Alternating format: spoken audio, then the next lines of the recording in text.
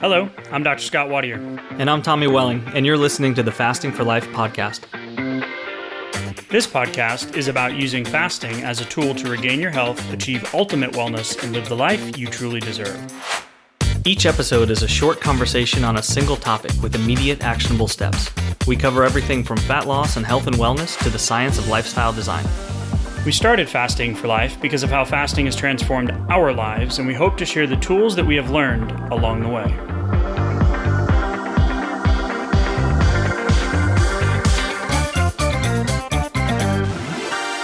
Hey everyone, welcome to the Fasting for Life podcast. My name is Dr. Scott Wadier, and as always, I am here with my good friend and colleague, Tommy Welling. Good evening, sir. Good evening, Scott. How are you? Man, I am awesome. Great. And I don't mean that just to be that guy, and you're like, oh, how are you doing today, ma'am? She's like, exuberant. I'm like, no, I am really good. I'm super fired up. I know we probably say that at the opening of all the podcasts, but I love this, and I love the feedback we're getting, and I love what we're going to talk about tonight, and I'm just having a really good time with it. So, yeah, we've been asking for everyone to send us questions for a while now, so we haven't ignored you. If you did send a question a while back, we haven't forgotten. We've been compiling them, and we thought we'd put them into an episode, and so I think that's what we're going to do tonight. Is that right? 100%. So we're going to be doing the Q&As. These have come in from all over the map. So we've had from podcast reviews, which is what we're asking you guys to do, as well as leave a 5-star review, of course. Those are the only ones that we accept. Coming from our new Fast Start Guide mini Masterclass, shameless plug, and through Facebook, through email, through Facebook Messenger, so on some of our posts. So really just coming across all forms of communication. So we've been putting them together, and I'm excited to go over some of these. We're going to be talking about digestive changes that you can see. We're going to be going over sleep and how to end your night correctly so you can make sure you're setting yourself up for a good night's sleep. And then also some habits. So just to recap last week, Tommy, you loved last week's topic, the 2.4 million to 24. Loved it. I loved it. That stuff just really kind of sinks in with me, where we're so far away from where we should be in some of our cultural habits that it's really no surprise why we don't have our health house in order at this point.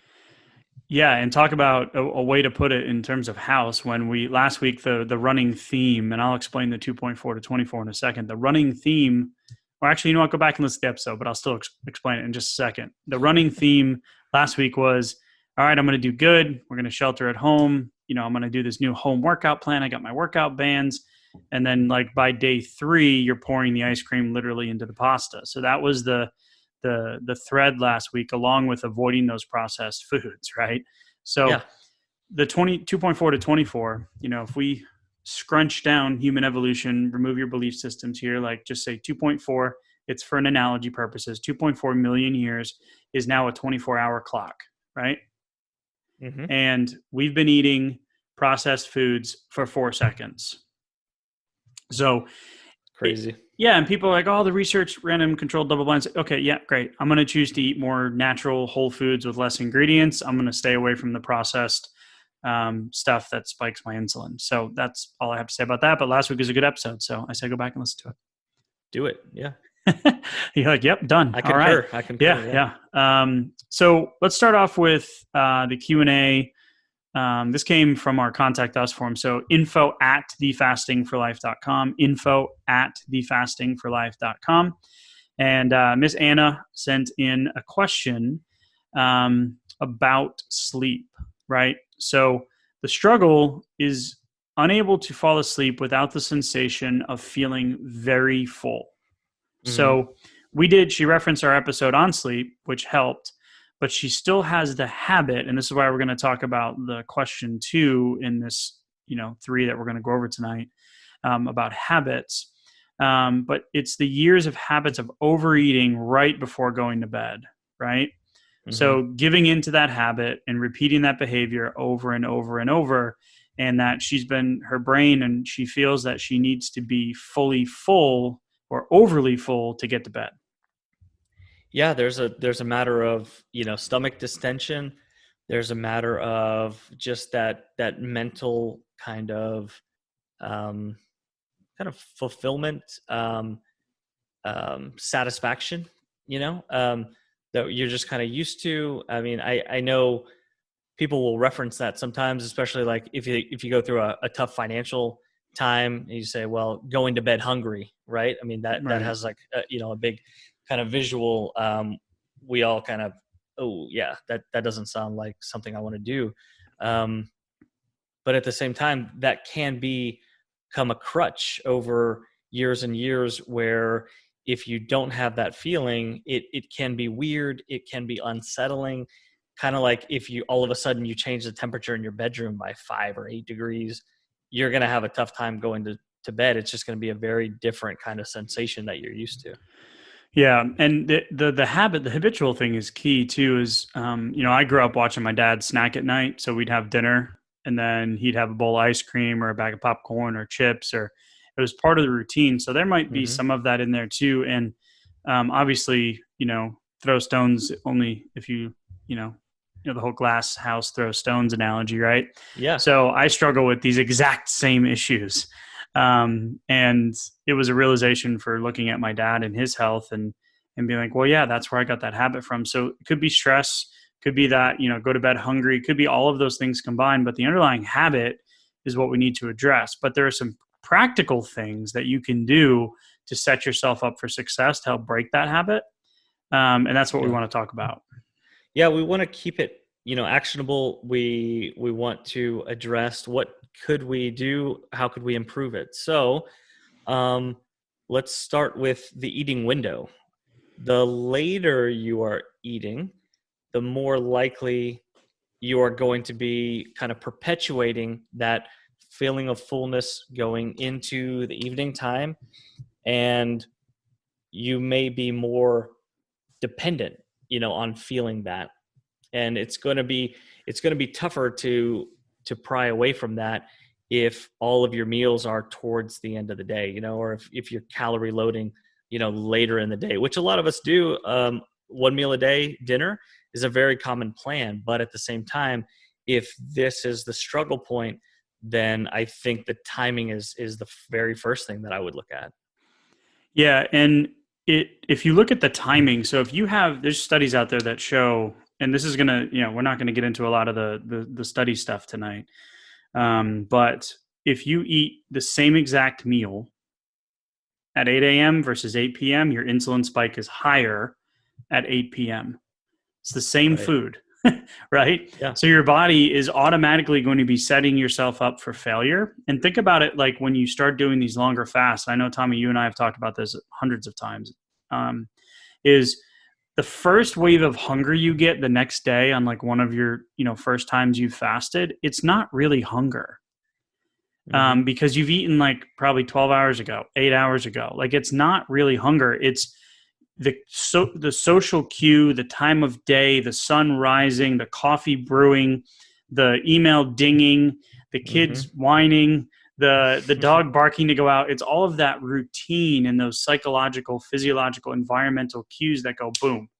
And then your brain goes, "Oh, I smell food. Oh, I better get the stomach ready to start digesting." So if Hmm. if you look at the timing of it and the cues, then yes, I don't care how strong of a person you are, you're going to give in to those hormonal impulses because that's what's controlling the hunger. It's hormones, right? Yeah. So the hormones are going to set you up for failure. So just by changing your window, and we'll explain what that means now, is going to kind of start pulling you away from that.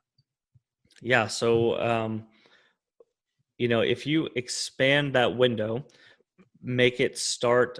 So even if you're eating one meal a day, and I don't think you went into any detail about exactly how you're eating right now, so we'll have to make some assumptions or give some suggestions here. But even if you're eating one meal a day and it's dinner, if you started it a few hours earlier and then with start front loading it with a little bit of healthy fats, a handful of nuts, some other things that are more satiating, making sure to load it with vegetables, and not just something more, just kind of carbohydrate, fast digesting, especially later Sugary, on in the day. sweet, those types of things. So yeah, the fat's key. I mean, guacamole, like high healthy fat, lean protein.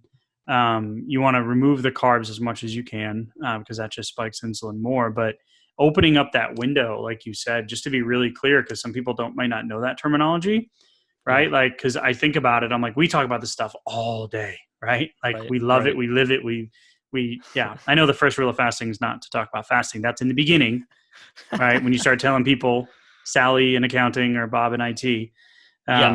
don't do that. But Once you're teaching Sally and Bob, you can talk about it. Or yeah, if you have a podcast about it, yeah, you're going to sure. have to talk about it. Yeah. Start a blog, send out some emails. So, the window. So when you're doing, so an assumption here is that you're eating a lot of your caloric intake right before you go to bed. So what we want you to do is we want you to back that up. So if you're eating between 8 and 10, now we want you to eat between 6 and 8, or Much start better. with 7 Yeah. and 9, right? Mhm. So hopefully that clears up the concern. And what that's going to do is when your circadian rhythm is going to take over. But what happens is when you have a full distended gut full of high insulin stimulating foods, right? You're going to throw off that circadian rhythm. So then your natural healing and your natural digestion and your natural, decrease in blood pressure and the blood volume changes and all of that stuff that takes place while you sleep, the burning of the carbohydrates, the glucose in your bloodstream, all of that is going to stop. And what you're typically going to see is that you're going to wake up between that 2 to 4 range, right? Which is liver typically in terms of an indicator. And that means short-term glycogen. So your liver is packed with the food, right? It's packed with the sugar you just ate, and now it's just spilling into the bloodstream. And guess what that does to your body? It wakes you up. Yeah. Yeah. So then you're going to kill your healthy sleep cycles. You're not going to feel as rested. You're going to be more stressed the next day, more likely to overeat and to comfort eat. And now you have yourself the start of, a vicious cycle. Right. And I think that's what Ann was kind of alluding to too, was that cycle, that repeating habit. So we want you to change your mindset on this too. And we're going to talk about this with the second question, is, if you only eat in a short period of time, or if you tend to just kind of skip breakfast and have a light lunch and then eat all your calories at night, we need you to start pulling some of that back, right? That's take home number one. Mm-hmm. And then 2 is make sure you're staying hydrated in the late afternoon and early evening hours. So you're not getting up to pee all night, but you definitely have a good amount of fluid in your system, which dehydration can cause you to have more cravings and can also cause you to want to eat more. Yeah, a couple last thoughts on that for you, Anna. Just in case, if you're having something sweet late at night, I recommend taking that and putting that earlier in the day or cutting back on it as much as you can, because just the more sugar later in the day is just going to make this problem worse. The same thing with caffeine. So take a look at your coffee intake. If you're having caffeine later on in the day, your need to have that distension in your stomach to feel comfortable going to bed is going to be, you're going to be fighting even more of it if you have caffeine in the blood and you're less rested, less poised for a good night's sleep too. Good. Yeah. That's a good way to wrap it up. And obviously, Anna, you've listened to the sleep episode, but so for everybody else out there, cooler is better. Avoid the screens an hour before bed. No TV in the bedroom. There's a lot of other things that you can do. Tommy just mentioned moving the caffeine away. So if you want to get some more information on that, go ahead and go back in the previous episodes and look for the sleep episode. Mm-hmm. But we want to move on to number 2 here, which is another habit-related comment. And this comes through the Fast Start Guide mini masterclass. If you guys don't know what that is, it's our 20-minute deep dive videos. It's 6 video series.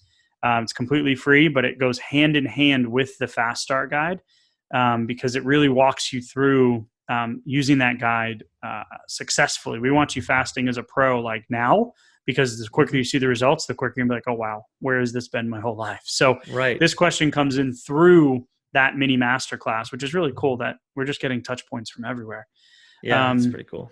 And this is Sandy. So She said, great class, giving us good reminders on what to do. I have no problem making a plan, but I do have trouble sticking to it. I think it's just a habit. Again, there's that word that I'm having trouble breaking. I have a good why, but I don't always think before I eat. Mm-hmm. I thought this was interesting because just to frame it like that, and not to pick on you, Sandy, at all. Thanks for sending in the question. So I don't always think before I eat. So we talk a lot about when to not eat and meal timing and eating windows and things like that. So I'm guessing, Sandy, that you're talking about your actual meal planning for when you have your meal or when you do break your fast, or are you still sticking to more of a calorie restricted kind of model? So what I'm thinking is Sandy's had unbelievable results too. She is crushing it, like just crushing it. Weight loss, all the just amazing stuff, right? That's awesome. Yeah, she's been seeing unbelievable changes. Overall, it's unreal. So one thing is we need to remember that we got to focus on the wins versus the losses. So even though you're not making the best decisions when you eat, right? That's different than not planning and just winging it, but knowing that it's coming and knowing that you're going to just be like, yeah, I guess I'll just figure it out. Like that's different, right? Where if you think about this and you're like, okay, if I'm going to, because Sandy's done a lot of 1 meal a days, right? If I'm going to do 1 meal a day, right? And she's done some longer fasts too, but if I'm going to do 1 meal a day and I have one meal, right? I have one eating window, right? I have one stop at the grocery store.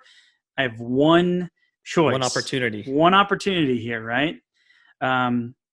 If you choose, and Sandy, hopefully this can help you frame it a little bit differently. So you do kind of have that click where you're like, oh, wait, hold on. Is if you have one meal and one opportunity and you choose to eat poorly, right? And you have the high carbohydrate foods and you have the Doritos and you have the big diet soda, and not saying that you're eating this, Sandy, I'm just giving you typical, fast low food. In nutritional value. Yeah, low nutritional value. You are giving your body nothing in terms of nutrition for that entire day. You've had one shot, and now all of the food you've chosen to eat is bad, right? And so it's like framing it that way, you're like, oh, wait, okay. So if I'm eating 2 meals today and you decide to, have pizza and beer and wings at lunch, right? Which you can probably tell throughout the thread of this. I love IPAs. I love a good pizza, and I love really good, well done buffalo wings. So speaking from experience, if you decide to have that at lunch, you're more likely to mess up dinner, right? If you're doing more of a 2 meal intermittent fast. Definitely. But then you've already chosen that 50% of your nutrition that you're going to be putting in your body that day is junk. So now 50% of what you're giving yourself and all this effort and time and energy that you've put into it, you're like, oh man, well, I guess I'm only going to be 50% good today, So just that little mindset shift, I think, can be helpful. Yeah, look at it more of an opportunity to put something really good, really nutritious, really healing into your body, rather than just an opportunity to, fulfill that craving or, quell that sweet tooth that you've been, kind of pushing off during the previous fasting window. Yeah. That's a great point. I think that'll be helpful too. And, knowing Sandy and knowing the changes she's been through, she's just crushing it. So I just think this might be one of the last little pieces to really, just keep the momentum going. So, cool. Definitely. We hear a lot about habits, patterns, the power of habit. It's a yellow and red covered book, pretty eye-opening. I've read it on and off probably a dozen times. So I can never remember the author's name, but really good resource if you guys are looking for if you guys are the readers, researchers, go out and pick up that book. It's an easy read, but a lot of cool information. So the last one we're going to talk about in this episode is I believe this is one of the first questions we've received, and this is one of our 5-star reviews on our podcast. So we ask that you go drop us a review, give us some feedback. We love the conversational type of kind of what this has become. And this is from Fast Ruthlessly. That is a mouthful. And this has to do with what gastric trouble, as I'm just going to come out and say it, like gastric dumping, right? So when your stomach is like, we've all had it, right? And it's like, oh, I got to get to, you start sweating and you're like, I got to get to a bathroom, like not like in 5 minutes, like right now. Right. Mm-hmm. And this can happen when you start removing the consistent food supply. If you have an underlying gut imbalance in terms of bacteria, which is one thing we can talk about, but it also is the fact that your body is just like clearing out. It's giving it a break almost. So I've had this from a few people that I've been coaching. And there's a few things, in terms of a plan, because if you're planning on fasting and then you stop fasting and you eat, right, which is the situation, then the bathroom needs to be like within the next 30 minutes, right? So if you're fasting throughout the day and let's say you break your fast at lunch and you're at work, well, that's a problem, right? So we want to be able to make sure that, or if you're traveling, we want to make sure that you have the plan in place where you know how to handle it. And there's a few things you can do to get there. Yeah. Go ahead, Tommy. Well, what I was going to say is that, so I can't remember the guy's name who fasted for, what was it, 382 days? Right. And then I think it said that he I can't think of his name either. I just kind of skipped over that, as you noticed. I was like, I don't know either. Yeah, that guy. I think it said he had a bowel movement like once every 47 days or 52 days. I could be misquoting it, but something like that. So if you think about, we go through day to day, if we're just kind of normal eating, 2, 3, 4, 5 different times a day in Western culture, a lot of times, and then, 1 or 2 bowel movements a day, I think is pretty average. Somewhere between there and then just complete fasting for a year goes to once every 50 days or something like that. So between that, there's a pretty wide range of regularity and predictability that can really kind of mess with your day-to-day life. So I think anything that we can do to give a little bit some tweaks here and there might be helpful. Yeah. So when we're looking at this type of issue, your body's trying to tell you something, right? So there's obviously an imbalance, and it could start from the digestive enzymes in your saliva all the way down to when you go to the bathroom. So from start to finish, we've got some checkpoints here that we can talk about.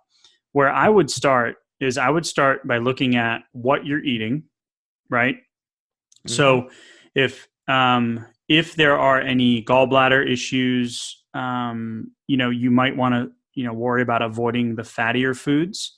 Right. In terms of insulin and health and weight loss, you want to avoid the carbohydrates. So I would recommend starting with some fermented foods before you actually plan your meal. Okay.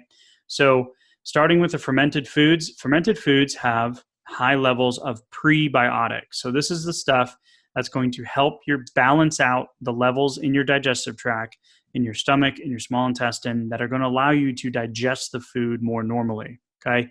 So prebiotics, you can do it in a supplement form. I recommend always trying to get it from a natural source, right? And then, so you would eat, fermented foods, sauerkraut, pickled anything, those types of things. I do not really care for that type of stuff. It's not my palate. Pickled beets. But the sauerkraut I can do, but I prefer to just take it in a supplement. And then you can also couple that with, and I always say do one thing first and then try it for a couple of days. The second thing would be a simple digestive enzyme. So something that you take before you eat to prep your body to help digest the food. Okay. So those are 2 simple things that you can do on the front end to see if we can get some more traction and not have this big rush to the bathroom. So look at the foods you're eating, possibly reduce the fats if there's any gallbladder history there. And then you want to look at adding a prebiotic and then possibly a digestive enzyme. There's super digestive enzymes that you can get that can help break down the food and balance those levels. Yeah, and I mean, I would take a look at, again, what you're eating. What does your typical plate look like? Is it really heavy on something? Like for some people, it's cruciferous vegetables. For what's that? Roughage. Like broccoli and Brussels sprouts and things like that. I think for other people, it might be like you mentioned, oils, certain kinds of fats. You go to a certain type of restaurant, and you might not have very long until you need to run to the restroom. So just looking at what's on your typical plate, because you may want to make a few tweaks, like Scott said, and see how that goes for you. I think that's a really good point too, is maybe doing a food log, and just thinking about, okay, what in my history has been a trigger for me, and if this has never happened until you started intermittent fasting, then I think we can get a handle on this pretty quickly if we look at what foods you're eating, the amount of food you're eating. So maybe you're overstimulating. Start with the prebiotic rich foods, the fermented foods. Add a little. You don't need a lot of those, right? And then looking at a possible prebiotic and or a digestive enzyme. Now, if you don't see any improvements with that, then there's also ways to do some basic gut flora testing. There's tons of labs out there. I have a whole list. So if that's something that, we need to go down that road, just reach out to us, and I'll get you the resources for that. No problem. Yeah, for sure. Last thing that came to my mind was, if you're eating a very narrow range of foods, there is a possibility that you're focusing on something that just doesn't sit very well with you. So maybe that's not the case. Maybe you have a nice range of foods, but if not, if it's just a few things that you're taking in, you might be sensitive to those. So maybe, again, just do the food log, see how how things change. And you might notice that there's something that you should just stay away from. That's awesome. Yep. Doing a little reflection tracking that can usually answer some pretty. It'll bring some stuff into clarity in most cases. So, all right. So we that was awesome. That was 3 contacts. So we have a bunch more. We're going to be rolling out the Q&A episodes more frequently. Because we're getting a lot of feedback. So they started piling up, and we're like, oh yeah, we should probably start putting these out. So the action step for today is take a look at your habits. So whatever it is that you are falling into in that cyclic routine of day after day after day after day, because, we're creatures of habit. Like, I've done tons of nutrition workshops where I say, okay, who eats oatmeal for breakfast? Raise their hand. Who eats eggs for breakfast? Raise their hand. Who eats waffles for breakfast? Raise their hand. Who eats fruit for breakfast? And then I'm like, okay, how many days a week do you eat that? Every day? 5 to 7 days, right? 3 to 5 days, or 1 to 3 days? Everyone's like, well, I eat it like every day. Like, we like that habit. We're creatures of habit, right? So look at your habits and try to change the setting that habit is taking place in, right? So change the timing, change the routine, but try to snap yourself out of it, and then be cognizant, be aware that, this is going to happen if you don't do something different. So just simply changing the environment would be something for everyone to kind of look at. Examine your habits. If you're getting results, great. If you've got some sticking points, start with a little self-reflection on what is happening when that habit is taking place.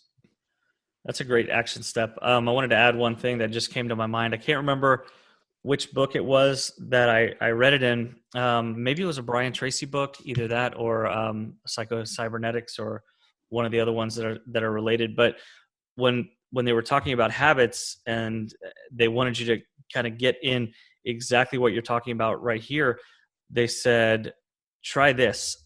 Most people will put on their right shoe first. Yes. Just start putting your left shoe on first. Try it for a day, then try it for a week, and then just keep going with it. It starts your day saying, okay, wow, like, habits are strong, and just a small tweak will throw you off. It takes you a minute to get used to that, and you'll realize, I'm being subjected to a lot of habits that I've formed throughout the day. It makes you very cognizant of it very quickly. Yep, you totally just reminded me that I always put my left shoe on first. So perfect. I just don't know what it is, man. That's what it is. All right, so wrap it up. So mini fast start guide, mini masterclass for the fast start guide. If you've already downloaded it, we're going to say this a few times. Go back to our website and click the new button at the top of the page. You're going to get access to the new mini masterclass, which is those video support, and then just continue to send us questions. So we're super excited. We love it. We're very thankful for each one of you that tunes in to listen to us, and we're having a great time doing it. So, as always, Tommy, thank you, sir, and we'll talk soon. Thank you, Scott. All right, see ya. So, you've heard today's episode, and you may be wondering, where do I start? Head on over to thefastingforlife.com and sign up for our newsletter, where you'll receive fasting tips and strategies to maximize results and fit fasting into your day-to-day life. While you're there, download your free Fast Start guide to get started today. Don't forget to subscribe on iTunes, Spotify, or wherever you get your podcasts. Make sure to leave us a 5-star review, and we'll be back next week with another episode of Fasting for Life.